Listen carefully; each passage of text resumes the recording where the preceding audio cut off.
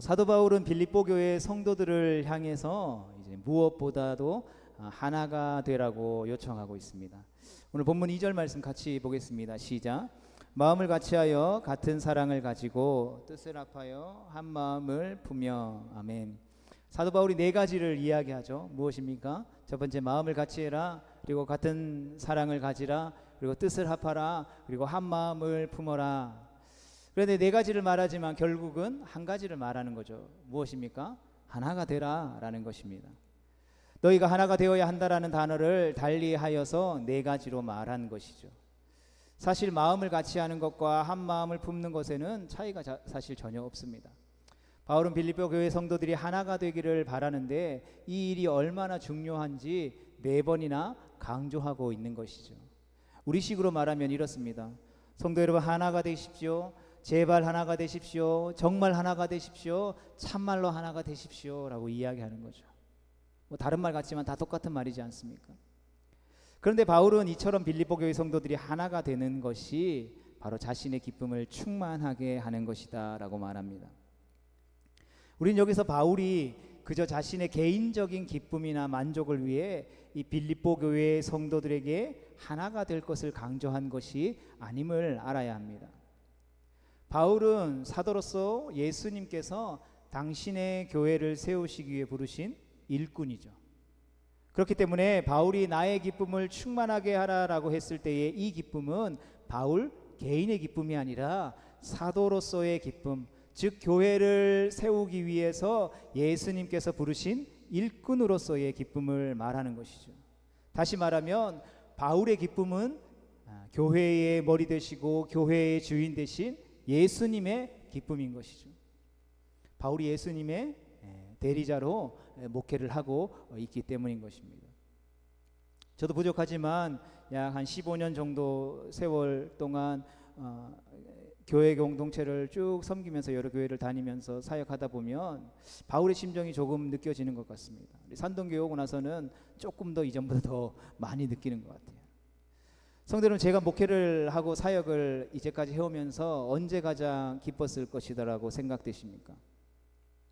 맡고 있는 부서나 공동체에 막 숫자들이 막 늘어나고 막 교회에서 재정도 막 지원해줘서 막 큰 행사들도 막 해서 막 부족함 없이 막 다른 사람들이 막 부러워할 정도로 막 모든 것을 다 할 수 있을 때에 기뻤을까요? 물론 그렇게 되면 더 기쁘겠죠. 하지만 정말 기쁠 때는 섬기고 있는 공동체 지체들이 영적으로 성장하는 것을 볼 때이죠. 하나님의 말씀에 순종해서 다른 사람들을 사랑하고 섬김으로 교회를 아름답게 세워갈 때에 얼마나 기쁜지 모릅니다. 그래서 교육부서를 섬길 때에 이렇게 자체적으로 수련회 같은 것들을 하다 보면 이렇게 모여서 학생들이나 청년들하고 모여서 이렇게 이야기를 하다 보면 늘 받는 질문이 있었습니다. 전도사님, 목사님은 우리 중고등부가 아니면 우리 청년부가 어떨 때 제일 기쁘세요? 이렇게 물어봐요. 왜 물어보는지 잘 모르겠어요. 그런데 그런 질문 앞에 두 번, 세 번 고민하지 않고 저는 대답하죠. 내가 없어도 될 때가 되면 제일 기쁘다라고 이야기합니다. 무슨 말입니까? 내가 지금 청년부를 섬기고 있는데 청년부를 섬기고 있는 교육자로서 가장 기쁠 때는 내가 없어도 될 때라는 것입니다. 교육자가 없어도 우리 친구들이 함께 예배 드릴 수 있는 거죠. 함께 찬양하고 누구를 할 것도 없이 먼저 하나님의 말씀을 같이 읽고 그 말씀이 주시는 그 마음들을 함께 지체들과 나누고 또 그 나누는 말씀을 통해서 함께 기도 제목을 나누고 함께 기도하며 하나님이 기뻐하시는 삶이 어떠한 삶인지 그 삶을 살기 위해서 노력하고 애쓰며 나아가는, 연약하고 부족한 사람이 있으면 격려해주고 손을 잡아서 일으켜주고 또 교만한 사람들이 있으면 사랑으로 권면해서 낮춰주고 그렇게 함께 아름다운 공동체를 세워갈 때에 가장 기쁘다라는 것이죠. 그리고 그러한 공동체로 세워져 갈 때에 굳이 교육자가 없어도 되는 공동체가 된다면 더할 나위 없이 기쁘다라는 것이죠. 그렇다면 반대로 언제가 제일 슬플까요? 하나 되지 못하고 시기하고 다투고 그럴 때 제일 슬픈 마음이죠. 아닌 것 같으신가요? 진짜입니다.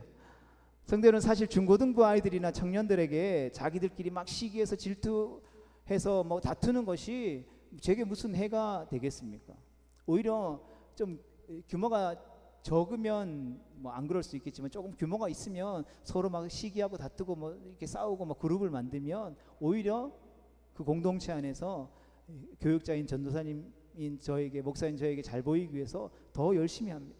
예배도 더 열심히 나가고, 뭐 제가 여러분 뭐 하세요 이러면 막 다 열심히 해가지고 막 다른 막 싸우고 있는 애들보다 더 막 즐겁게 막 텐션을 높여가지고 공동체 부서를 섬기거나 뭐 어떤 행사에 참여하는 것들을 보게 되면 오히려 어떤 마음에서 보면 뭐 이것도 나쁘지 않네라는 생각도 든다라는 것이죠.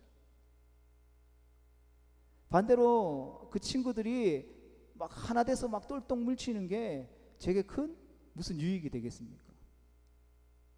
걔네들이 똘똘 뭉쳐서 무엇인가를 한다고 해서 제 사례비가 조금 더 올라가겠습니까? 제가 사역하는 시간이 조금 줄어들어서 삶에 좀 시간적으로 더 여유가 생기겠습니까? 그럼에도 불구하고 제게는 사역하면서 늘 고민되고 가장 신경 쓰이는 게 바로 이러한 문제라는 것이죠. 섬기는 영혼들이 하나 되면 세상 다 가진 것처럼 기쁘지만 서로 다투면 세상 잃어버린 것처럼 슬프죠. 제가 한없이 부족한 목사라도 교회를 돌보는 일을 위해서 예수님께서 나를 세워주셨다라는 소명의식을 가지고 있기 때문에 그렇다라는 것이죠. 본문에서 바울이 나의 기쁨을 충만하게 하라라고 하면서 빌립보 교회 성도들에게 하나 될 것을 간곡하게 부탁하는 이유가 바로 여기 있다라는 것이죠. 교회의 머리 되시고 교회의 주인 되신 이 산동교회를 70년 동안 지켜 인도 보호해 주신 하나님이 우리를 보시면서 가장 기뻐하실 때가 언제일까요? 뭐 엄청나게 건물을 크게 지었을 때에 기뻐하실까요? 엄청나게 많은 사람들이 모였을 때 기뻐하실까요? 재정이 빵빵해서 뭐 해야 할 일이 있을 때 부족함 없이 막 해낼 수 있을 때 기뻐하실까요? 그랬다면 우리 교회는 슬픔으로 가득했겠죠. 모두가 다 기쁨을 향해서 찾아서 다 몰려갔겠죠. 그렇지 않다라는 것이죠. 어떨 때 제일 기뻐하실까요? 우리가 한 성령 안에 하나 되어 서로 사랑할 때라는 것이죠. 아멘이십니까? 아닌가요? 그럼 언제 가장 슬퍼하실까요? 예수님이 정말 이 교회를 보면서 70년 동안이나 함께 오시면서 제일 슬펐을 때가 어떨 때였을까요? 같은 하나님의 자녀이면서도 서로 물고 뜯고 헐뜯고 다툴 때, 싸울 때죠. 성도 간에 사랑하지 않고 다투고 싸울 때 예수님이 가장 슬퍼하신다는 것입니다. 하지만 이렇게 생각하는 분들이 계실 수도 있죠. 아무리 우리가 똑같은 하나님의 자녀라고 하지만 절대로 맞지 않은 사람이 있을 수 있는 것은 아니냐고. 실제로 그렇습니다. 같은 피를 나눈 형제나 자매들도 원수처럼 막 으르는 경우가 있는데, 교회에서 뭐 일평생 30년 40년 따로 살다가 처음 만난 사람들이 싸우는 것은 당연한 것이 아니라는 것이죠. 모든 사람들이 다 같은 생각을 하고 있지 않잖아요. 다 자기만의 스타일이 있고 자기만의 생각이 있고 자기만의 삶의 방식이 있는데 어떻게 다 좋은 일만 있을 수 있냐라는 것이죠. 어떻게 다 좋은 관계만 있을 수 있냐라는 것이죠. 물론 일리 있는 지적입니다. 더욱 우리가 구원받은 성도임에도 여전히 죄성을 가지고 있는 연약한 죄인이라는 점에서 우리가 서로 사랑하지 못하고 다투는 것은 당연하다라고 할 수 있는 것이죠. 그럼에도 불구하고 사도 바울은 우리가 하나 되는 것이 마땅하다라고 말합니다. 왜냐하면 우리가 사랑할 수 없고 다툴 수밖에 없는 조건을 많이 가지고 있다 하더라도 바로 그 모든 조건을 극복할 수 있는 은혜가 이미 우리에게 주어졌기 때문이라는 것이죠. 이것이 본문 1절 말씀의 이야기 뜻입니다. 1절 말씀 같이 읽어볼까요? 시작. 그러므로 그리스도 안에 무슨 권면이나 사랑의 무슨 위로나 성령의 무슨 교제나 긍휼이나 자비가 있거든. 아멘. 이 구절을 조금 잘못 오해할 수 있는데, 오해하기 쉬운 말씀인데, 무슨 권면이나 무슨 사랑의 위로나 무슨 교제나 무슨 긍휼이나 자비가 있거든이라는 이 부분은 마치 빌립보 교회 안에 이런 것들이 있는지 없는지 모르겠다라는 식으로 우리가 받아들여질 수 있다라는 것이죠. 만약 이런 것들이 있다면 너희는 하나 될 수 있을 것이다 라고 말하는 것처럼 느껴지는 것이죠. 하지만 이 구절의 뜻은 그런 뜻이 아니라는 것이죠. 그러므로 그리스도 안에 있는 권면과 사랑의 위로와 성령의 교제와 긍휼과 자비가 갈로치고 이미 너희에게 있기 때문에 너희는 하나 될 수 있다라는 의미로 해석해야 되는 것이죠. 다시 말해서 권면, 위로, 교제, 긍휼, 자비가 너희 안에 있는지 없는지 모르겠다라는 것이 아니라 그러한 것들을 이미 너희가 다 가지고 다 경험하고 있다라는 의미의 말씀이라는 것이죠. 빌립보 교회 성도들은 바울을 통해서 복음을 듣고 예수님을 영접해서 구원을 받았다라는 것이죠. 그래서 그들은 하나님의 자녀가 되었고 예수 그리스도를 머리로 하고 성도를 몸으로 하는 교회 공동체의 일원이 되었다라는 것입니다. 이를 통해서 빌립보 교회 성도들은 예수님을 통해서 교회에게 주시는 권면의 말씀을 늘 받고 있었다라는 것이죠. 그리스도께서 교회를 통해 주시는 사랑의 위로를 받고 있었고 성령의 인도로 성도 간의 풍성한 교제를 누렸으며 예수 그리스도의 긍휼과 자비를 교회와 성도를 통해서 늘 매일매일 경험하고 있었다라는 것이죠. 빌립보 교회 성도들은 예수님과 교회 그리고 성도를 통해서 권면과 사랑의 위로와 성령의 교제와 긍휼과 자비를 이미 받았고 지금도 계속해서 누리고 있으며 앞으로도 누리게 될 것이다라는 것이죠. 바울은 바로 이 사실을 이 빌립보 교회 성도들에게 지적하고 있는 것이죠. 빌립보 교회 성도들은 바로 이러한 은혜를 받았고 누리고 있는 것이기 때문에 하나 될 수 있다라는 것이죠. 또 하나 되는 것이 마땅하다라는 것입니다.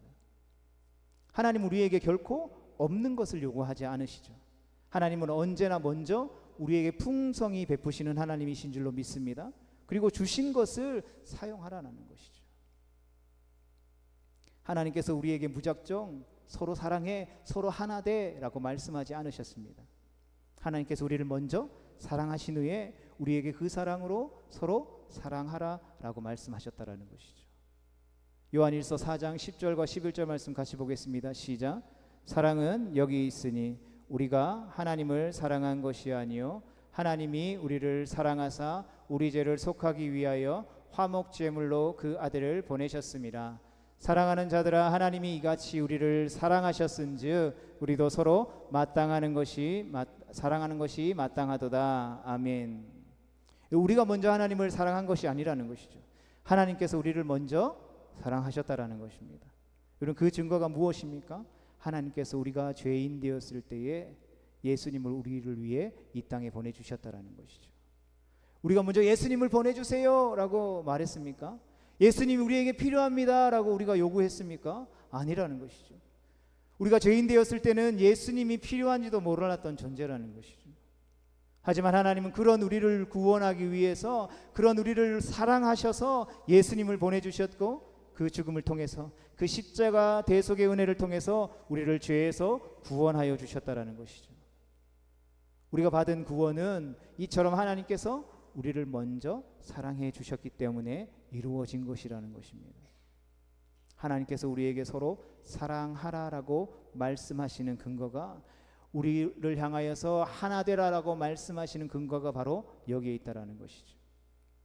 내가 너희를 먼저 사랑했으니 그 사랑으로 다른 사람을 사랑하라라고 말씀하십니다. 내가 너희의 극악한 죄악을 먼저 용서했으니 너희도 서로 용서하라라고 말씀하는 것이죠.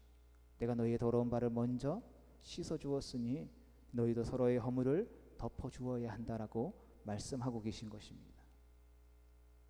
성도 여러분, 바울은 빌립보 교회 성도들을 향해서 너희가 하나 되는 것이 마땅하다라고 말합니다. 세상의 사람들을 향하여서 하나 되어야 해라고 말하는 것이 아니라 예수 믿고 구원받아 그리스도의 몸된 교회 공동체로 부름받은 성도를 향하여서 하나가 되라고 명령하고 계신 것이죠. 왜냐하면 하나님께서 예수님을 통해서 교회와 성도를 통해서 그들에게 권면, 사랑의 위로, 성령의 교제 그리고 긍휼과 자비를 풍성히 부어주셨기 때문이라는 것입니다.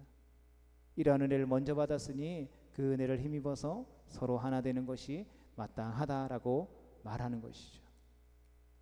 성도 여러분, 우리는 어떻습니까? 교회를 통해서 성도들을 통해서 권면과 사랑의 위로와 성령의 교제와 긍휼과 자비를 경험하고 계십니까? 사실 오늘날 많은 성도들이 일주일에 1시간 주일 예배를 위해서만 교회에 나오는 경우가 대부분이죠. 예전에는 아침부터 저녁까지 교회에서 살았다고 들었습니다.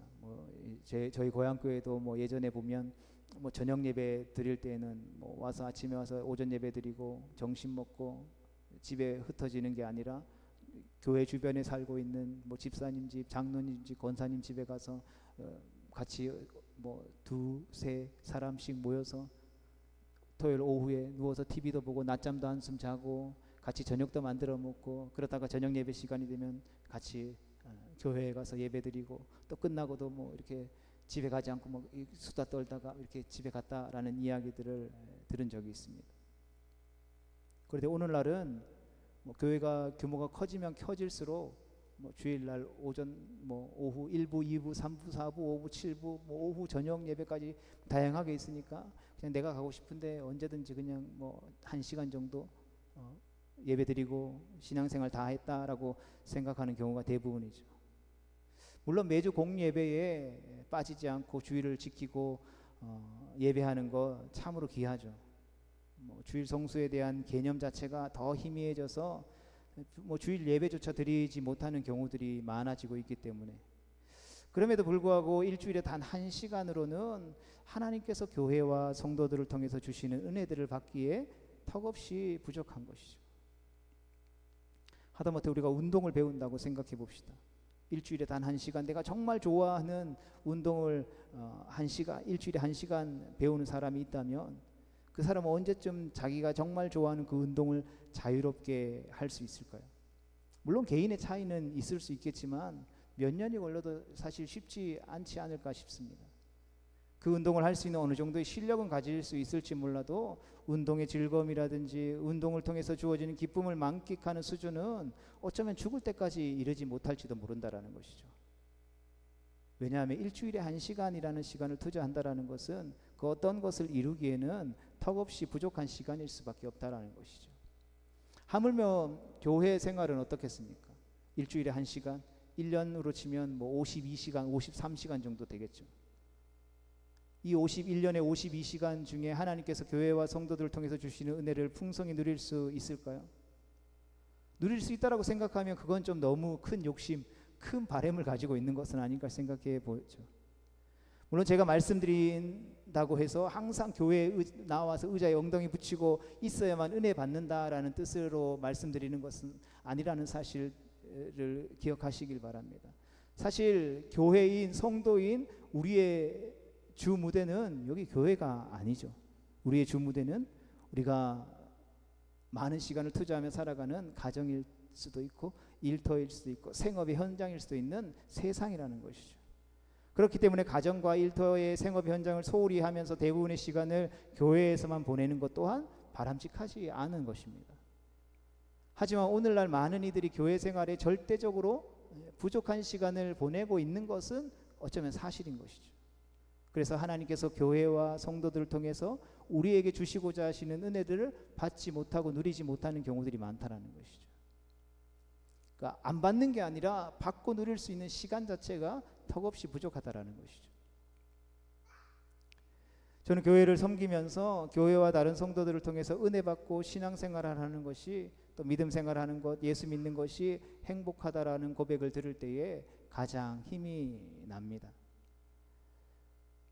제가 타락하고 변질돼서 그런 것보다 그냥 돈 많이 벌면 좋아, 사람들이 나를 좋아해 주면 좋아, 아직까지는 그러한 수준에 이르지는 않은 것 같아요. 감사하게도 그저 교회 와서 예배드리고 성도들 만나서 교제하고 이렇게 섬기고 이런 오손도손 이야기하면서 내 속에 있는 이야기 했더니 또 위로해주고 권면해주는 것들을 통해서 은혜받고 위로받고 격려받고 힘얻어서 신앙생활 할 맛이 납니다 라는 이야기를 들으면 목회자로서는 가장 기쁘지 않을까요? 삶에서 어떤 문제가 있고 힘이 있었는데 집사님에게 기도 부탁했더니 집사님이 열심히 기도해줘가지고 또 그것들을 힘있게 이겨낼 수 있어서 너무 좋다라고 그런 고백을 들을 때에 목회자로서 가장 힘이 나는 것입니다. 공동체에 함께 교제하고 서로의 삶을 나눌 때 위로와 힘을 얻고, 누군가의 사랑과 관심 그리고 진심 어린 기도를 통해서 또 힘을 얻고, 누군가를 섬기고 도와주는 것들을 통해서 삶의 가치와 행복감을 누리고 다음 세대의 자녀들이 자라가는 모습에 감격함을 누리기도 하는 것이죠. 오늘 아이들이 식당에서 막 뭐 별거 아닌 거예요. 막 가위가위보 하면서 소리치면서 막 전도사님이랑 막 이렇게 하는데 보지도 않았어요. 그냥 그 소리가 이 본당 문 열어놓은 사이들로 들리는데 그게 이 세상에서 들을 수 있는 어떤 소리보다 더 행복하고 즐거운 기쁨의 소리로 제 귀에 들리더라고요. 이처럼 하나님은 예수님을 통해서 교회와 성도들을 통해서 우리에게 권면하시고 사랑의 위로를 베풀어 주시고 성령의 교제를 나누게 하시고 긍휼과 자비를 베푸시는다라는 것이죠. 그 은덕들을 교회를 통해서 베푸신다라는 것입니다. 물고기를 잡으려면 어디로 가야 합니까? 물로 가야죠. 산으로 가면 안 됩니다. 산에도 물고기가 있을 수 있겠지만 본질적으로는 집에 있어도 안 되고 산으로 가면 안 되고 물고기를 잡을 수 있는 바다나 물이 있는 강으로 가야 되겠죠. 마찬가지로 교회와 성도들을 통해서 베푸시는 하나님의 은혜를 받기 위해서는 우리가 어디로 가야 하냐라는 것입니다. 바로 성도들이 있는 곳으로 가야 된다라는 것이죠. 물론 여기서 말하는 성도가 있는 것은 예배당 건물만을, 교회 건물만을 뜻하는 것이 아니죠. 예배당에도 자주 오시면 좋습니다. 하지만 성도들 서로가 살아가는 삶의 현장에도 우리가 함께 할 수 있어야 하는 것이죠. 성도들이 이곳에 있으면 그곳에 우리의 마음이 가서 그곳에 가서 차라도 한잔하고 또 아니면 같이 산책이라도 하고 같이 식사라도 한번 하면서 교제할 수 있어야 하는 것입니다. 바울은 교회와 성도들을 통해서 많은 은혜를 받은 빌립보 교회 성도들이 하나 되기를 간절히 바랬습니다. 그리고 바울은 한 걸음 더 이제 더 나아가서 성도가 하나 되기 위해서 피해야 할 것들이 무엇인지에 대해서도 말씀해 주고 있죠. 본문 3절 계속해서 읽어보겠습니다. 시작. 아무 일에든지 다툼이나 허용으로 하지 말고 오직 겸손한 마음으로 각각 자기보다 남을 낫게 여기고. 아멘. 우리가 그렇게 많은 하나님이 주시는 그 은혜들을 누리며 살아가며 주님이 거하실 초소가 되기 위해서, 하나 되기 위해서, 함께 지어져 가기 위해서 반드시 피해야 할 것이 있다라는 것이죠. 그것은 바로 다툼과 허용이라고 사도 바울은 말하고 있습니다. 먼저 우리는 다투지 말아야 합니다. 여기서 다툼은 이기적인 욕망 혹은 이기심으로 가지고 경쟁하는 것을 의미합니다. 여러분, 라이벌이라는 단어를 아시죠? 운동 경기를 하다 보면 경쟁하는 사람을 라이벌이라고 부릅니다. 저는 이제 축구를 좋아하니까 한국 축구의 영원한 라이벌은 누구입니까? 일본 축구죠. 그래서 일본과의 대결에서는 연습 게임도 지면 안 된다라는 옛말이 있었습니다. 그래서 1954년에 스위스 월드컵 진출을 위해서 예선전을 하기 위해서 일본으로 우리나라 축구 대표팀이 떠나게 되죠. 떠나서 그 예선전을 치르는 감독과 선수들은 그때 갈 때에 이렇게 각오를 하게 됩니다. 만약 우리가 이 스위스 월드컵 예선전에서 일본에게 진다면 이 현해탄에 빠져 죽겠다라고 각서를 쓰기까지 했다고 합니다. 무시무시한 라이벌 관계죠. 그 라이벌 관계가 지금까지 이어져 오고 있습니다. 그러니까 바울이 본문에서 다투지 말라라는 것은 다른 성도들을 볼 때에 우리가 마치 축구 선수로서 일본을 대하는 것처럼 라이벌로 보지 말라는 것이죠. 우리의 옆에 있는 성도는 일본 축구팀이 아니라는 것이죠. 우리가 반드시 싸워서 이겨야 할 대상이 아니라는 것입니다. 그런데 우리는 스스로 어떻게 한다고요? 교회 안에 라이벌을 만드는 거죠. 내가 저 사람보다 더 나아야 한다라는 강박관념에 빠진다라는 것이죠. 물론 선의의 라이벌은 서로를 충분히 발전시킵니다. 우리나라의 피겨 여왕이었던 김연아 선수와 이번에 피겨 여왕이었던 아사다 우리는 또 일본과 한국의 대결 구도로 보긴 했지만 실제로 김연아와 아사다마오는 관계가 좋았잖아요. 서로 라이벌로서 한 시대를 풍미했던 피겨의 여왕들이었습니다. 이런 선의의 라이벌은 서로를 발전시키기 때문에 좋고 아름다운 것이죠. 그러나 바울이 말하는 라이벌은 선의의 라이벌이 아니죠. 내가 이 사람보다 나아야 한다라는 이기적인 욕망 때문에 생기는 라이벌인 것이죠. 이런 라이벌은 서로 관계를 파괴할 뿐만 아니라 자기 자신도 파괴하고 더 나아가서 교회에 큰 분란을 일으키게 된다는 것이죠. 결국 불행해진다는 것입니다. 마귀가 우리를 괴롭히는 가장 강력한 무기가 무엇인지 아십니까? 그것은 비교의식이죠. 출애굽한 이스라엘 백성들이 가나안 땅을 정탐할 때에 이 비교의식이 그들을 사로잡았죠. 어떻게 비교되었습니까? 그들은 크고 그들은 위대하고 그들은 무시무시한데 우리는 그들 앞에 뭐라고요? 메뚜기 같다라는 거죠. 아무것도 아니라는 것이죠. 비교의식. 우리가 비교의식에 사로잡히면 결코 행복해질 수 없다라는 것이죠. 비교의식은 모든 사람을 악한 라이벌로 만들고 그들을 이겨야만 우리가 가치 있는 존재라고 느끼도록 만든다라는 것이죠. 그렇기 때문에 그 비교의식은 다른 사람에게 집착하게 되죠. 사람의 인정에 목마르고 주변 평판에 민감해지게 되는 것이죠. 목회자로서도 마찬가지죠. 계속해서 다른 교회와 다른 목회자와 계속해서 비교하면 하나님이 이 교회를 통해서 나를 통해서 이루고자 하시는 하나님의 뜻을 잊어버리게 되는 거죠. 외면하게 되는 거죠. 결국에는 타락하는 길로 가게 된다라는 것이죠. 그래서 다른 사람이 작은 잘못도 해서 크게 화내고 막 자신의 잘못을 온갖 핑계를 대면서 정당화하잖아요. 여러분, 그런 모습들을 우리가 얼마나 주변에서 많이 봅니까? 스스로를 지옥에 가두고 주변 사람들도 지옥으로 끌어당기는 것이죠. 바울이 이기적인 욕망으로 생기는 라이벌 의식을 피해야 한다라고 말하는 이유가 바로 여기 있다라는 것입니다. 바라기는 우리가 이러한 라이벌 의식을 벗어 던져버릴 수 있기를 주님의 이름으로 축복합니다.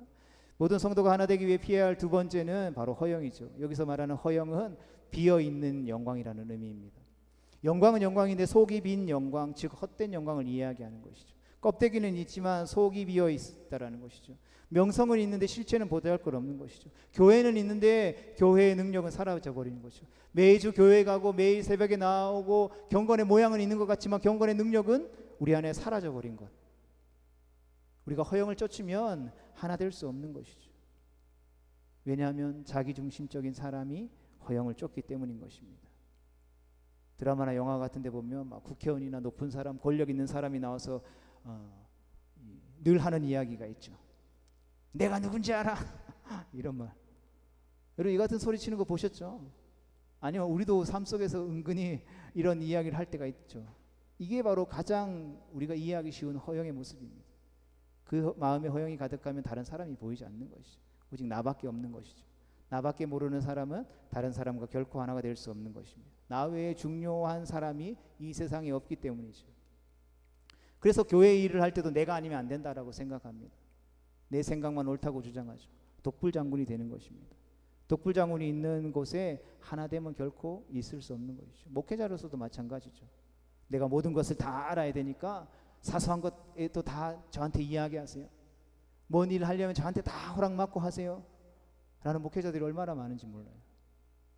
그러면 그 목회자의 수준밖에 교회가 성장할 수 없어요. 그런데 성도 각자에게 주신 하나님의 신령한 은사에 따라서 자유롭게 하나님 안에서 그 은사들을 개발하고 활용할 수 있도록 두면 교회는 측량할 수 없는 하나님의 은사 아래서 더욱더 크게 성장하게 된다라는 것이죠. 바라기는 주님의 몸된 이 산동교회가 우리 모두가 그러한 은혜가 있기를 주님의 이름으로 축복합니다. 우리는 허영이 아니라 진짜 영광을 사모해야 하는 것이죠. 이처럼 우리가 하나 되기 위해서는 이처럼 다툼과 허영을 피해야 합니다. 그렇다면 그 다툼과 허영을 벗어 던져버리고 우리가 추구해야 할 것은 무엇입니까? 이 3절 하반절과 4절 말씀을 같이 보겠습니다. 시작. 오직 겸손한 마음으로 각각 자기보다 남을 낮게 여기고 각각 자기 일들을 돌볼 뿐더러 또한 각각 다른 사람들의 일을 돌보아 나의 기쁨을 충만하게 하라. 아멘. 무엇보다도 우리가 하나 되기 위해서 뭘 해야 합니까? 겸손해야 한다는 것이죠. 그런데 여기서 말하는 겸손이 뭘까요? 우리는 겸손을 잘 이해해야 합니다. 우리나라 사람들의 겸손은 뭡니까? 저는 못합니다. 이렇게 말하는 게 겸손이라고 생각하죠. 그래서 교회에서도 무슨 봉사나 섬김하면 제가 어떻게 합니까? 저 못합니다. 이 말이 먼저 나오죠. 그러면 저분은 겸손하시구나 이렇게 생각하기도 한다는 것이죠. 그런데 성경에서 말하는 겸손은 그게 아니에요. 예수님께서 스스로 낮추라고 하실 때에 나는 못합니다 라고 말하신 것이 아니라는 것이죠. 그래서 성경적인 겸손은 나는 못한 것이 정답이죠. 여기까지 맞아요. 그러나 거기서 멈추면 안 되는 것이죠. 나는 못하지만 하나님께서 나에게 힘을 주시면, 할 수 있는 능력을 주시면 무엇이든지 할 수 있습니다 라는 고백하는 것이 성경적인 겸손이라는 것입니다. 여러분 아멘이십니까? 성경적인 겸손은 자기 부인하는 것과 함께 하나님을 절대적으로 신뢰하고 의지하는 것이죠. 나는 못해요, 나는 정말 부족해요. 하지만 하나님의 뜻이라면, 하나님께서 힘을 주신다면, 하나님께서 함께 하신다면 저는 할 수 있어요. 이것이 성경적인 겸손인 것입니다. 그래서 제가 이 산동교회 올 때도 엄청 교만했던 것 같아요. 저는 하나님 못해요. 제가 어떻게 아직 부목사 생활도 제대로 못 해보고 교육자 생활도 못 해보고 그냥 선교지에 가서 복음만 전해야지 했던 사람이 어떻게 한 교회 성도들을 돌보는 일을 할 수 있어요? 아직 부족하니까 더 배울래요. 겸손하다고 생각했습니다. 이 정도 했으면 겸손하다고 생각했어요. 근데 하나님이 야, 내가 그거 물어보지 않았어 라고 이야기하시더라고요. 그게 아니라 내가 너와 함께 할 거고 내가 너를 보낼 거야. 너의 입술을 통해서 내가 듣기를 원하는 것은 하나님 말씀에 아멘, 순종, 하나님이 함께 하시면 할 수 있습니다. 하나님 보내신 곳에 하나님께서 함께 하신다며 제가 가겠습니다라고 고백하는 것을 하나님이 원하시더라는 것이죠. 그리고 그것을 깨달았을 때 진짜 겸손이 이거구나. 성경적인 하나님이 우리에게 원하는 겸손이 그거구나. 우리는 당연히 못하죠. 우리가 죄인된 우리가 무엇을 할 수 있겠습니까? 제 인생도 하나 책임지지 못하고 제 가정도 하나 제대로 돌보지 못하는 제가 어떻게 주님의 몸된 교회와 성도들의 삶을 다 돌볼 수 있습니까? 제가 하지 못하는 것은 지극히 당연한 것이죠. 그러나 저는 못하지만 하나님이 은혜 주시면, 하나님이 능력 주시면, 하나님이 하나하나 배우게 하셔서 도와 성장하게 하시면 가능하다라는 것이죠. 이것이 하나님 우리에게 요구하시는 진정한 겸손의 모습이라는 것이죠. 허영과 다툼을 벗어 던져버리고 우리를 하나 되게 하며 주님의 몸된 교회를 자라나고 성장하게 하는 원동력이 되더라는 것이죠. 그래서 우리는 늘 십자가 앞에 아무것도 할 수 없는 죄인이라는 사실을 철저히 고백해야 되죠. 그러나 우리가 거기에서 머무르면 안 되죠. 장사된 지 3일 만에 죄와 사망의 권세를 이기시고 부활의 능력으로 우리와 오늘도 함께 하시는 그 주님이 나와 함께 하시면 죽음도 이기셨는데 능히 하지 못할 일이 무엇이 있겠느냐. 그것이 진정한 겸손이라는 것입니다. 그리고 이런 겸손을 가진 사람은 다른 사람을 자기보다 더 낫게 더 귀하게 여기는 것이죠. 하나님께서 자신을 귀하게 여겨주시고 자신을 사용하는데 사람하고 경쟁할 필요가 무엇이 있겠습니까? 기꺼이 다른 사람을 나보다 낫게 여길 수 있게 되는 것이죠. 또 자기 일뿐만 아니라 다른 사람의 일들을 기꺼이 돌봐주는 것이죠. 새로운 일을 하는 게 아니라 우리가 늘 해오던 일이잖아요. 내가 무슨 주제에 남을 돕냐 그렇게 생각하지 않는다라는 것이죠. 하나님이 나에게 은혜를 주셨고 나에게 하나님 이 영혼을 맡겨주셨으면 내가 할 수 있는 일이 무엇입니까? 이를 위해 기도하고 이를 위해 연락하고 이를 위해 돌보고 내가 할 수 있는 그것들을 믿음으로 순종하며 옮길 때에 성경이 말하는 진정한 겸손의 사람이 된다라는 것입니다. 성도 여러분, 저는 우리 모두가 이러한 성경적인 겸손을 가질 수 있게 되기를 간절히 소망합니다. 예수님을 닮아가는 것이죠. 예수님이 하신 겸손의 모습이 바로 이것이잖아요. 자신의 못난 모습을 있는 그대로 인정하지만 그런 자신을 사랑하고 귀히 여겨주시고 써주시는 하나님 때문에 당당한 우리가 될 수 있기를 간절히 소망합니다. 여러분, 이게 진짜 자존감이라는 것이죠. 하나님 없어도 내 힘으로 다 할 수 있어. 이거는 세상의 거짓 자존감이죠. 나는 연약하고 부족하지만 하나님이 나와 함께해 주신다면 할 수 있어 라고 이야기하는 게 진정한 겸손한 자의, 진정한 자존감이 높은 자의 모습이라는 것이죠.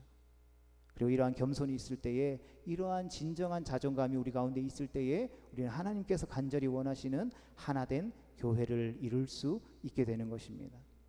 바라기는 이러한 겸손을 가지고 우리가 하나 되어서 주님이 기뻐하시는 주님의 몸된 교회를 함께 세워갈 수 있는 우리 모두가 되어질 수 있기를 주님의 이름으로 축복합니다. 이것을 힘써 지키기 위해 애쓰고 노력함으로 우리 안에 자리 잡고 있는 다툼과 허영들을 물리치고 우리의 표대 되신 예수 그리스도를 바라보며 주님의 기쁨을 충만케 하는 우리 모두가 되어질 수 있기를 주님의 이름으로 축복합니다. 기도하겠습니다.